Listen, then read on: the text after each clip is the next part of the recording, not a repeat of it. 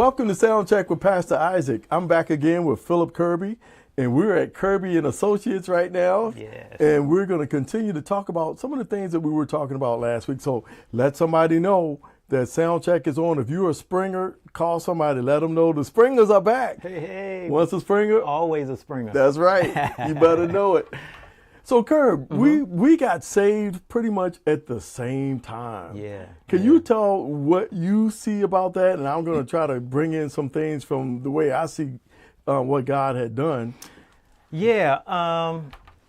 God just works in amazing ways. Oh, but, yeah.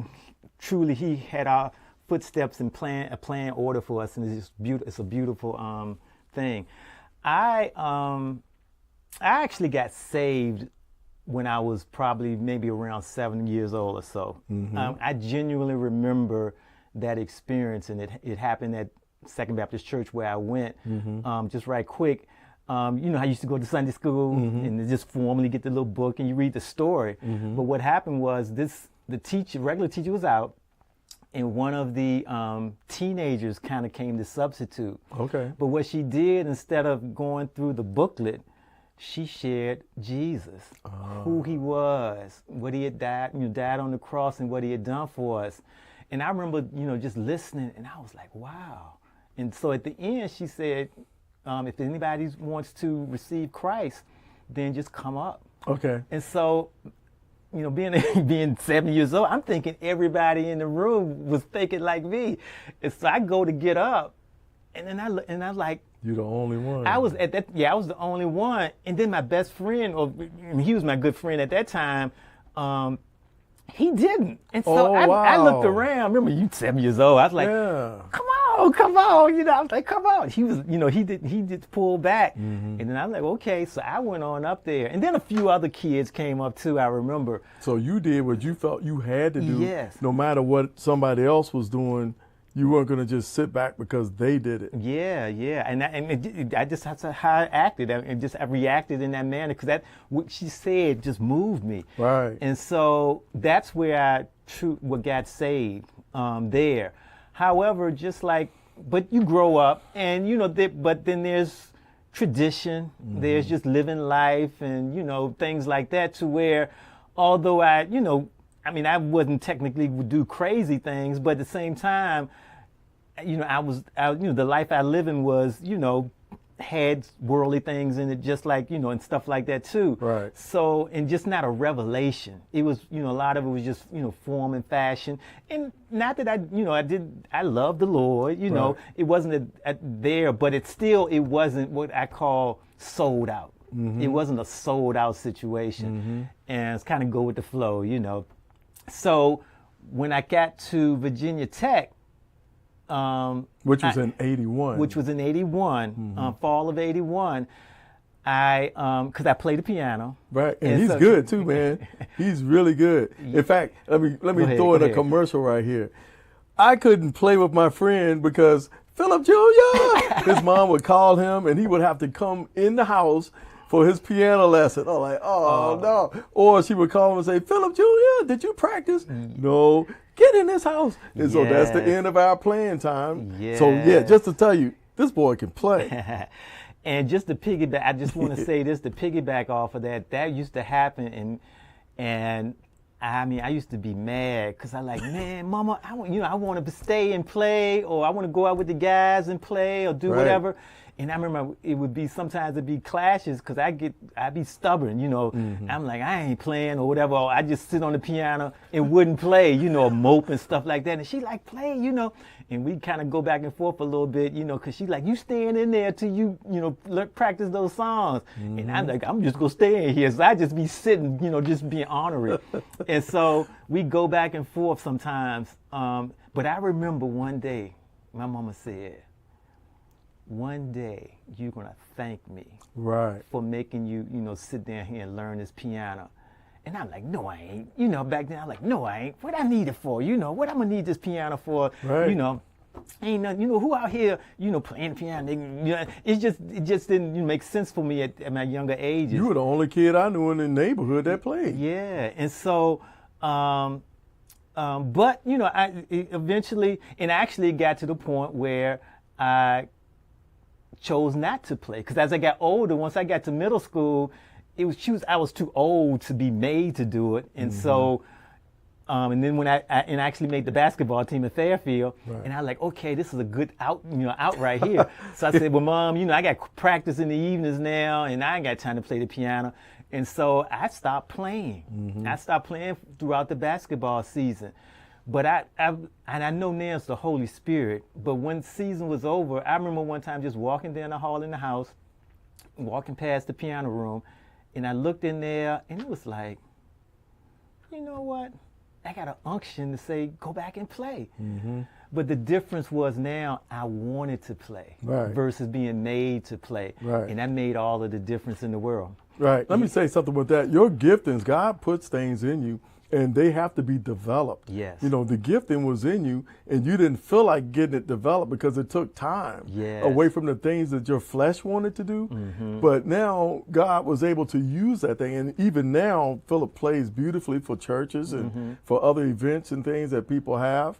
And what ended up, so I did go back and play, and what I remember was, and I can't remember when exactly was, when I became of age and I was an adult, had married and everything, I remember going back to my mama and I said, Mom, I want to tell you this. Remember when you told me I was going to thank you for making me play and not giving up on me and learning the piano? I said, this is the day that I want to thank you for what you did, because God has used me in so many ways. Has allowed me to go places I never would have gone, to develop friendships and experiences that I never would have had, and even things indirectly to other people that have helped them with in their lives. It would not have happened if I hadn't been playing that piano. And so I did come back and thank her. Did she have a big smile? She nodded her. She was like, I told you. His mother's name is Will Neck. Yes. So I just wanted to share that. But getting back, that was a sidebar right there. But getting back to the salvation. So then in the fall of '81, I went to Virginia Tech, and because I played, I wanted to find a choir. I said, okay, I want to play. I want to find somewhere to play. And so there was an advertisement about a gospel experience, this group on campus. I was like, oh, okay, I'm gonna go to that concert and see what's going on. So went to the concert, ended up communicating with some people from the choir, and found out when choir rehearsal was. And my strategy for doing this was this. I'm like, how am I going to get them to know who I am? So what happened was I said, okay, after the concert's over, I'm just going to casually walk up on stage and go near the piano and start playing. And I said, I'll get somebody's attention. And it did. So that's how it worked. But your gift makes room for you. Yeah, it makes you room for you. So I went to the first rehearsal, and when I went to that first rehearsal, and I knew rehearsals the way that I knew rehearsals. You come, you learn songs, practice, get everything straight. The logistics. Yeah, and pretty much choir rehearsal over. You're good. So that's what's in my mind. But when I went to rehearsal, they had like a testimony time at the beginning, and so people were just sharing testimonies or things to pray for. And it was like, okay, and these were young people my age. And I just had not seen people be that transparent and that open. So I was intrigued by that. And I'm like, wow, they're sharing their heart, asking us to pray for them. And I'm like, okay. And then we started singing songs, and it was like people were raising their hands.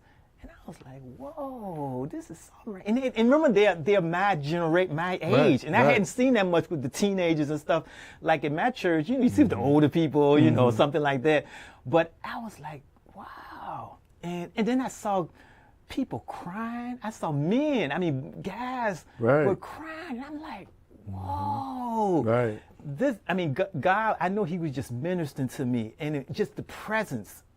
And the presence of him there, and it was blowing me away. So when I left choir rehearsal, and we left out of the BSU, Baptist Student Union. That's where we practiced, and came out. It was like it was a new world. I mean, literally, it was like everything was different. I felt like I was truly almost walking on a foot off the ground. Wow. That's how I felt. People walking by me, it was almost like I was in a trance. And I was like, wow. So, went back to my room.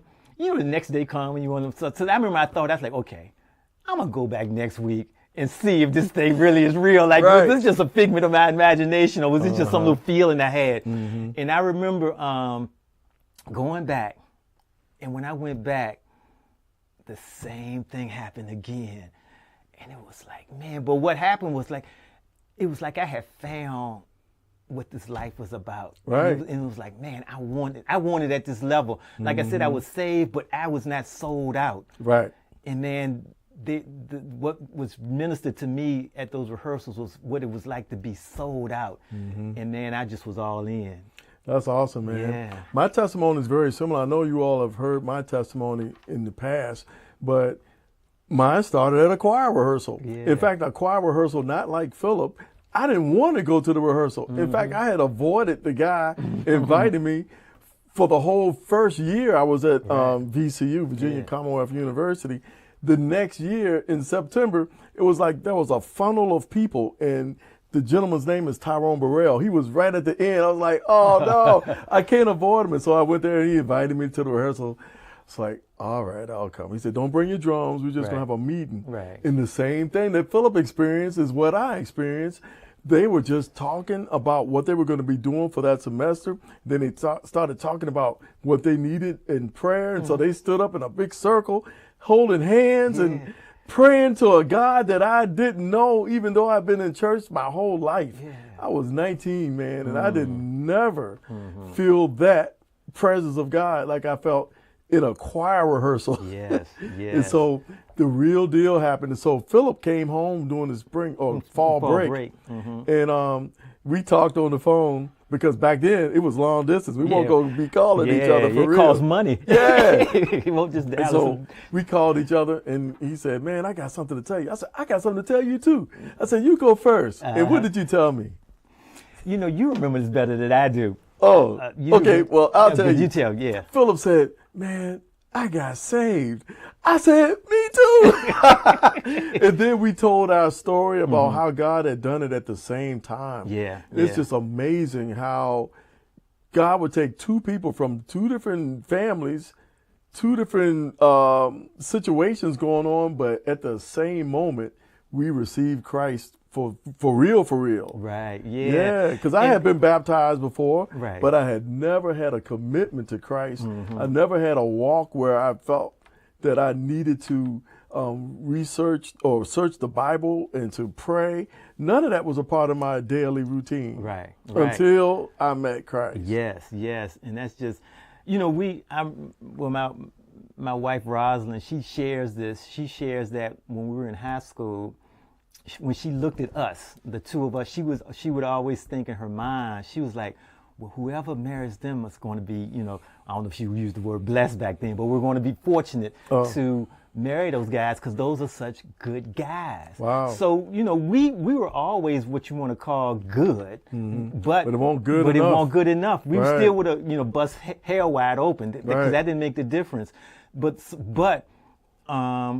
even with us just being good, when Jesus revealed himself to us, we knew that wasn't good enough. Right. And we knew we had to have him in our lives and wanted him in our lives. And it happened at the same year. I mean, fall of '81 is when it happened. And we shared that joyous moment together. And from then on, we've been walking that walk. Yep. And it's been a beautiful thing. Yep. And of course, our families, it goes beyond us. Our families then are, even the women that we choose was based off of that, salvation. And then the children, of course, that God blessed us with, they were able to be raised in the fear and admonition of the Lord. Right. And now their children's children are going to be directed in that same way. So thank God. Because of those decisions that we made, that has happened. And not only that, even in your family, I believe in your family, if I'm not correct, your father,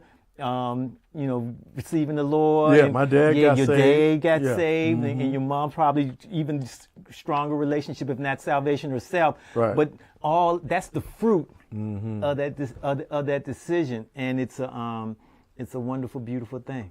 I'll tell you, man, it's not us doing anything, but it's the Christ in us Yes. that does it. And I'm thankful that my family is saved. My boys are still in church. Yes. My granddaughter's in church. My mom is in church. Yes. My father's deceased now, but my sister's there. Yes. It's wonderful to know that the Lord is still saving and still making a difference in people's lives. We're out of time, guys. Oh man, we gonna have to come back again. But right. Philip, thank you again for Hey, being here. I'm Thank you glad for to be sharing here. your salvation message, and also thank you for sharing about the piano, because there's a gift that somebody has out there. Yes. You got to give that gift and share that gift, no matter how much it takes to develop that thing. Go ahead and do it, because you're going to be blessed on the other end. Just like Philip's mom said, you're going to come back and thank me one day. Yes. You'll Yes. thank God that He had you go through that process to develop whatever that gifting is that you have. It's going to bless somebody. So come back again next week. You'll see Philip again. God bless you. God bless.